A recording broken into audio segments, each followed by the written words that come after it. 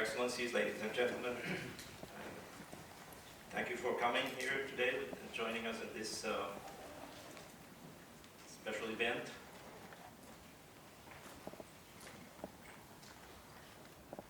Just have to fix the...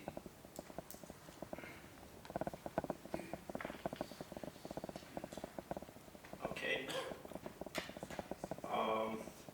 My name is Hussein Askary. I'm an economic and strategic analyst. I specialize in West Asia and Africa affairs.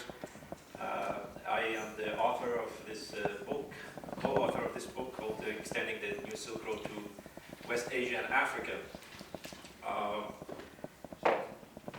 where I discuss many of the issues that actually are already taken up today by their excellencies, the diplomatic representatives from Africa, but it also represents the vision for the future of Africa. The Belgian Road, as we have heard today, is no longer just a concept or an idea. It has created a new paradigm in economic relations in the world. It's changing many aspects of the international economic order. It has become a force for change, a positive change all over the world. It's not simply these corridors, original corridors, which were announced by President Xi Jinping in 2013. Now it's expanding to Africa, South America, and even to Western Europe. So that's something which is we should not be missing. I'm not here today to cheer the African-Chinese cooperation. As we heard, they can take care of themselves. Our problem here, and my colleagues and I, we are Swedish citizens. China's priority is China's interests. Africa's priorities are Africa's interests. And we in Sweden also have to think the same way. However, there is no conflict or contradiction between our interests if we can harmonize them, if we can find common ground for cooperation. Rather than looking for new enemies in China, Russia, Iran, or anywhere else in the world, we in Sweden and in Europe, we should find common ground with other nations. We have very deep economic and social problems in Sweden and in Europe today.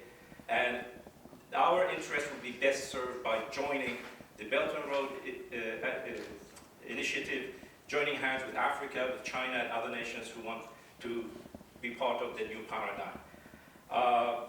Part of that, we have also to change Swedish attitude towards Africa.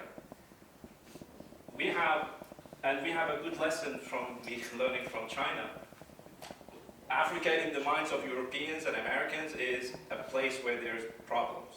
Africa is a big problem. All the reporting is about the epidemics, the civil wars, the corruption, and so on, and famine, water shortage.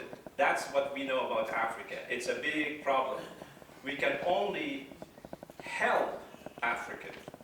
And I will come to that, which is another problem. China sees Africa's problems as an opportunity because that's the best place to start. We have heard today a lot about Africa's enormous potential, and that's what China has realized, as I will explain. But what China is doing is not helping Africa. China is empowering Africa by providing the tools which Africans need to use their resources in the best way possible. And it serves China's interest at the same time. Completely legitimate interests. Now, one of the problems we have, of course, is that the attitudes towards Africa, this was the Economist, it's the most prominent financial economic paper in Europe, the hopeless continent. That was in 2000. And then we have 2011, Africa is rising. And then we have 2013, when the Belt and Road Initiative is setting a pace, is the aspiring Africa. The issue is that the Economist in the 2000 issue said, does Africa have some inherent character flaw that keeps it backward and incapable of development? That there is something wrong with Africans. That's why Africa is backward. I think there is something an inherent character flaw in the economists themselves. Because what the Economist is basing its prognosis about Africa is not on the economic development which is taking place, but it's on the idea that wealth is raw materials. Raw materials is the source of wealth. Unfortunately, many Africans are infected by that problem. They say, we have all the resources we need. We don't need anyone else. The problem is that that made Africa hostage to fluctuations in the price of commodities. Africa's total reliance on exporting raw materials have made it hostage to changes in the prices, and therefore economic development has followed. In the first decade after independence in Africa, in the brown color, we have actually decent economic growth. We also had an international financial system which was stable, which allowed African nations and other nations to develop. But since the 71, when the Bretton Woods system was decoupled, or the dollar was decoupled from gold, and then we had the oil crisis in 73, things went wrong. And the fluctuations in Africa's, or sub-Saharan Africa's development has followed the fluctuations in the price of commodities, because Africa's only source of wealth was exporting raw material. So that's something which has to change, because raw materials are just a rock in the ground, okay? The true economic value is how you turn that piece of rock into something useful for society. And to do that, you need tools. You need tools, just energy, machinery, skilled labor, and so on and so forth. The other problem we have, the attitude of Europe and the industrialized world, is this question of economic development. Now, the developing nations and China fought very hard in the United Nations to make sure that the goals of development, they have priorities. Number one, elimination of poverty. Number two, elimination of hunger, healthcare, education, equality, clean water, energy, industrialization, urbanization. All these are the priorities of the developing nations. The problem is, in Europe and the United States, we think number 13, climate action, should be the priority. All these other things can wait, because if we don't solve the climate problem, we will not achieve these, which is not true.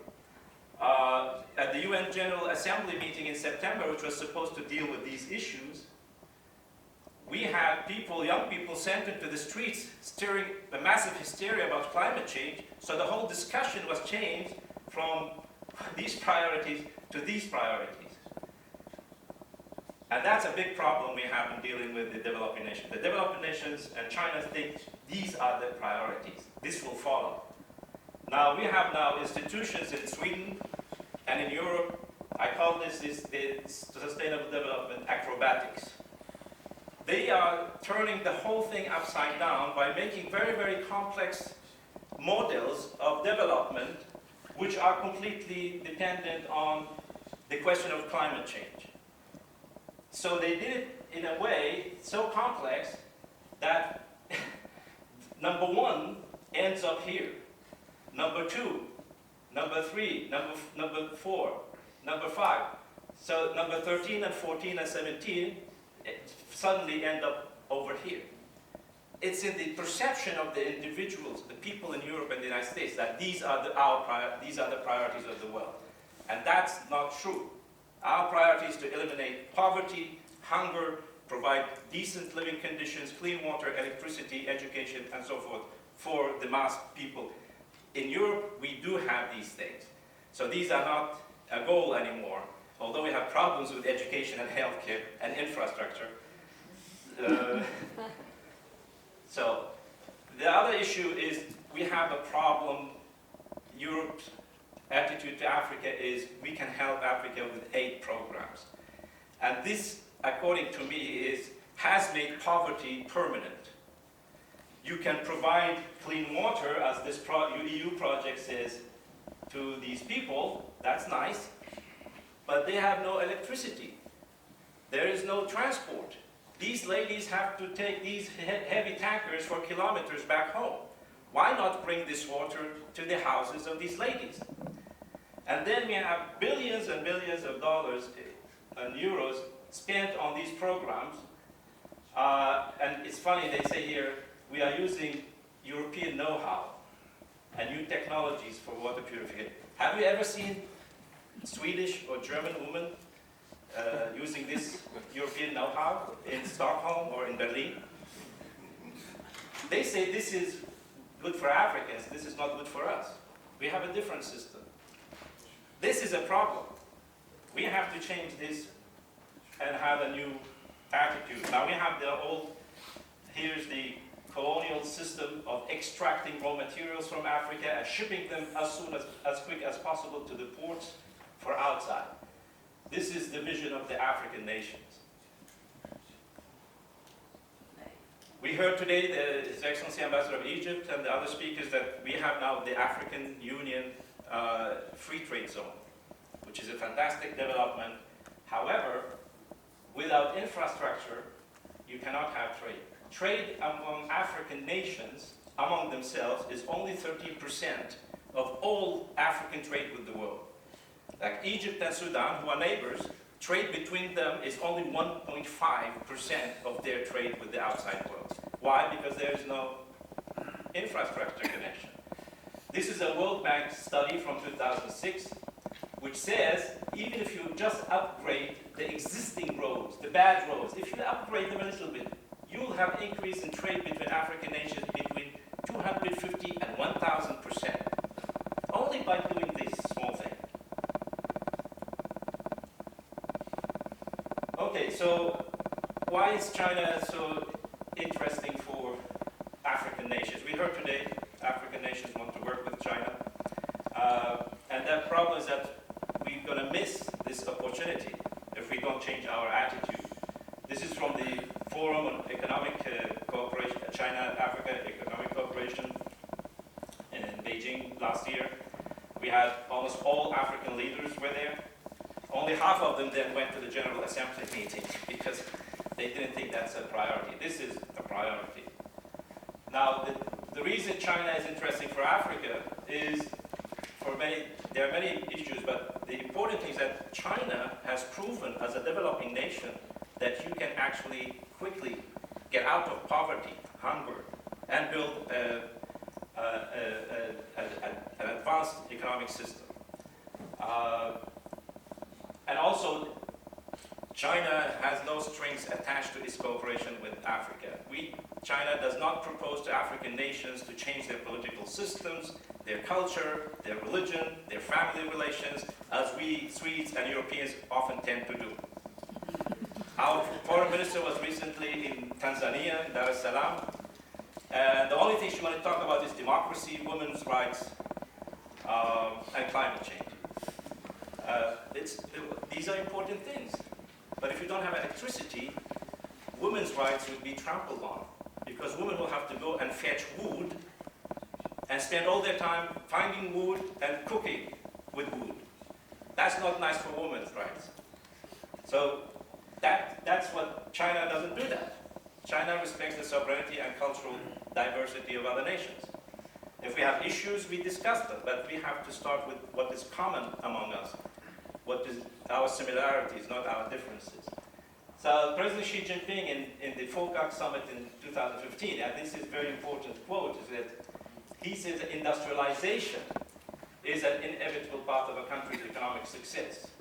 Within a short span of several decades, China has accomplished what took developed countries hundreds of years to accomplish and put in place a complete industrial system with an enormous production capacity. That's number one. So you can watch China and learn. Number two, it's entirely possible for Africa as the world's most promising region in terms of development potential to bring into play its advantages and achieve great success.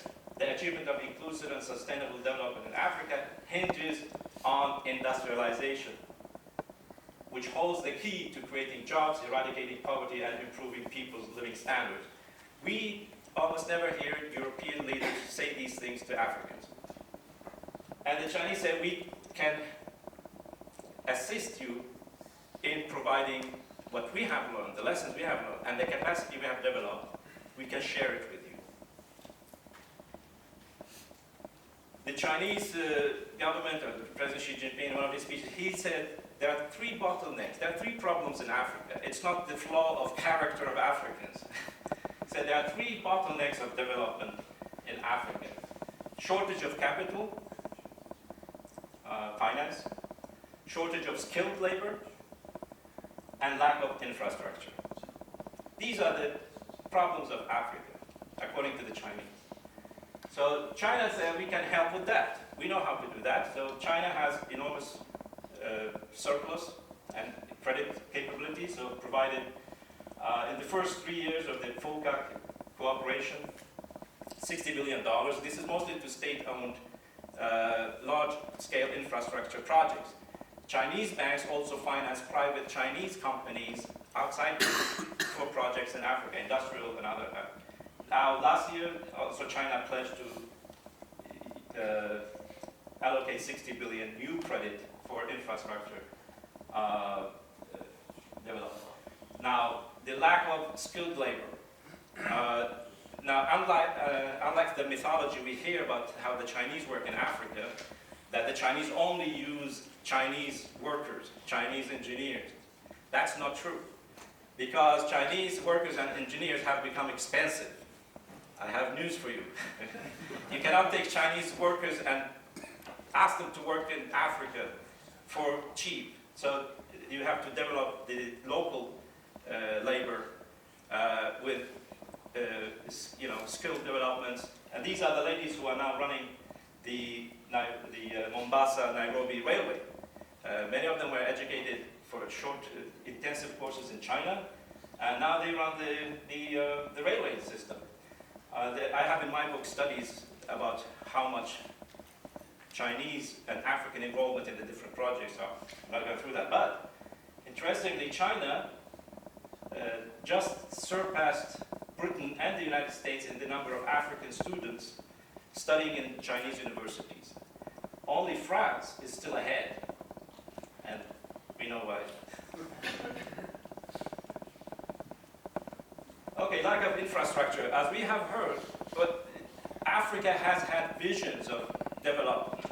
We have the latest plan from the 1982, but these have remained as visions. Why? Because Africa did not get the tools to implement these visions. This is the African highway network. What China is doing, China is not going to country and say, oh, you should build a railway from here to here. What China does is looks at a country's priority projects, which are already studied, and say, okay, you have these priorities, we can help you with this one, this one, this one. So China has pledged to help connect all the African capitals with high-speed railway, but that's starting now with the standard gauge railway. So this is an important, as we have seen, you cannot have free trade among African nations if you don't have transport. We have in a very short period, China managed to build some very important projects like the Djibouti Samaba railway, but it's not only a railway going from A to B. This is part of Ethiopia's own national development plans. Ethiopia has 5-year development plans, a series of them. So this is an Ethiopian vision. China merely provided the tool for the Ethiopians to implement their vision. And these are industrial zones Ethiopia is intending to build, and they are connected to new universities. We had the Mombasa-Nairobi railway. Mombasa-Nairobi railway is already completed. Now there are projects to connect to this landlocked Central African countries and the Great Lakes nations. We also have the Lamu Port, Ethiopia, South Sudan project. This is part of the decades-old East African master plan of railway development, but it was never built. And there was no interest by Europe, the United States, or Japan to build these projects. We had also the completion of the Benguela railway, and also extension to the Tanzania-Zambia railway. This was also completed in 3 years. So I'm just taking these as examples of the development projects. We have the possibility, like we have in Europe, you can have a ship going all the way from the Black Sea across the Danube, Main-Rhine and Rhine River Canal. It's a very, very important transport route. Africa can actually, and I know people who are working on, Africans who are working on projects to connect the rivers and lakes of Africa, at least the Great Lakes. But also Egypt has a plan to have a river transport system going all along the Nile basin. But also, as I will show, there's another project to connect to the Congo River. So these are crucial integration. Now we have climate problems in Africa, it's undeniable. We have Lake Chad, which has shrunk due to climate change, whatever the reasons for that climate change are, but it's only 10% of its original size. And this has forced millions of people to move to other areas, creating crisis for other people around, because people live on fishing, grazing, animals, and they have to move. And we also have the terrorist problem emerging out of that. There has been a plan to refill Lake Chad by using a small portion of the water from the Congo River, by building a 2,000-kilometer canal, which will pick up water, build dams, and pick up water from the tributaries of the Congo River. This is the Congo River, but these are the tributaries.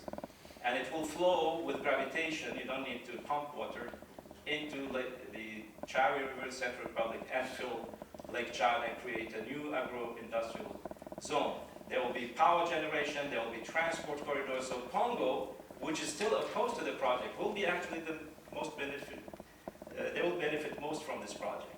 But these are political considerations that the DRC have to decide themselves. But last year, there was an agreement between a Chinese and Italian company, Bonifica and Hydro, to do a feasibility study of this.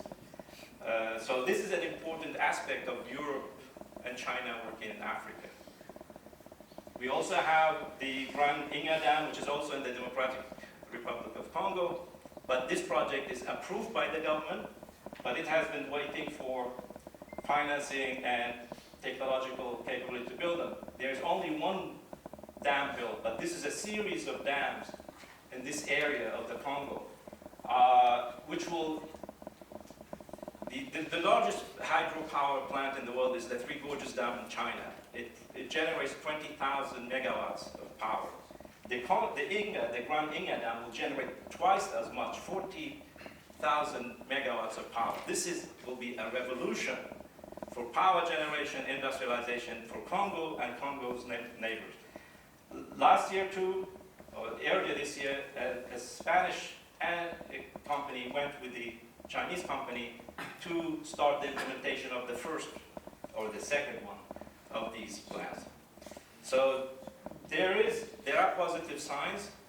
The southern European countries who are closest to Africa are actively engaged in these kinds of projects. Now this is also a shocking thing to talk to Europeans. Africa needs nuclear power, okay? Now we have people who say, oh, you should not build coal power. You should not allow China to build dirty coal power in your countries. Now, as an African official said in a conference on oil and gas in South Africa last month, he said that people are asking us not to use fossil fuel to produce electricity is not only immoral, but it could be criminal too. Because you will doom people to die for lack of electricity. So we don't advocate fossil fuels, because I think oil and gas should be used for industrial purposes, not to be burned as energy. It's not a smart way to do that. But nuclear power is the future of energy generation, both fission power and fusion power. And Africa has to start already now to join the big players in acquiring nuclear technology. This is a South African, a new technology developed in Germany, but the Germans abandoned it, so it's built it's a different technology than the nuclear power plants we have here. It's inherently safe. We have Egypt is building with Russia a new power plant, but most interestingly, Egypt started the first high school or junior school, gymnasium, for nuclear technology, advanced nuclear technology education. This is also built, you see it's desert still here. There are no trees, but it was built 2 years ago. And now you have like 300 students studying to become nuclear technology technicians. Many of them then will go to become nuclear technology engineers. So they are learning. These are some of the brightest students in Egypt. There are thousands who applied to the school. Only 70 were taken the first year.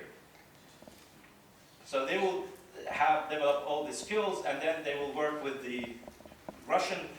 Already we have Egyptian engineers being educated in Russia, trained in Russia, because Russia will build a power plant similar to this in that part of Egypt.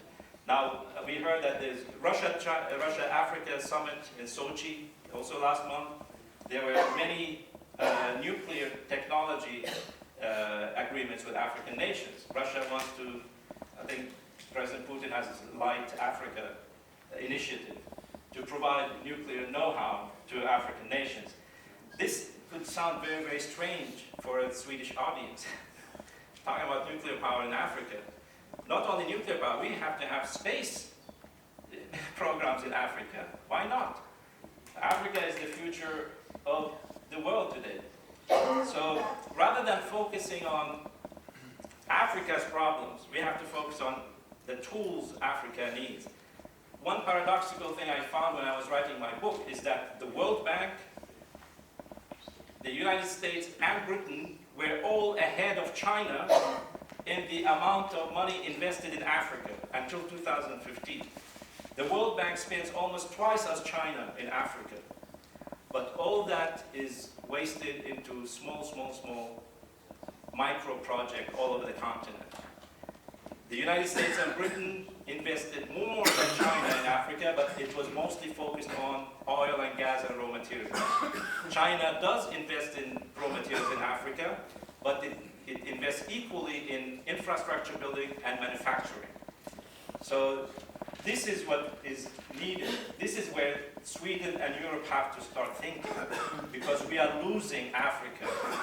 And the development pace will not be as quick as if we, Europe and Sweden participate in this. This is the cover of my report. We have the Chinese guy there. But time is relative. Now we have the Africa 2063 agenda. But economic development is not linear. If you start to make these investments quickly, not only by China, but by Europe, by Sweden, into Africa, we will achieve many of these goals much faster than 2000. I think this is too far away in the future. But it will depend on the level of investment, the intensity of the investment in Africa. Then we can, as Einstein said, we can bend time and space. We can change our relationship to time and space with our creative interventions. So finally, I love this image. This is a true picture of Africa by night, taken by NASA satellites. You can see the big difference in electrification. You have large parts of Africa dark. This is, I asked a friend to make he's an artist, that if all the projects we are discussing are built in Africa, how would Africa look by night? This is how Africa should look by night. Anyway, I don't know, Africa has enormous potential. We'll have the 3 billion people living in Africa, mostly young people under the age of 23. The average age in Germany is 49. So you have a complete different demographic. So this is a challenge, but it's also a great opportunity. And this is how we have to start thinking in Sweden about Africa and change the policy. Thank you very much.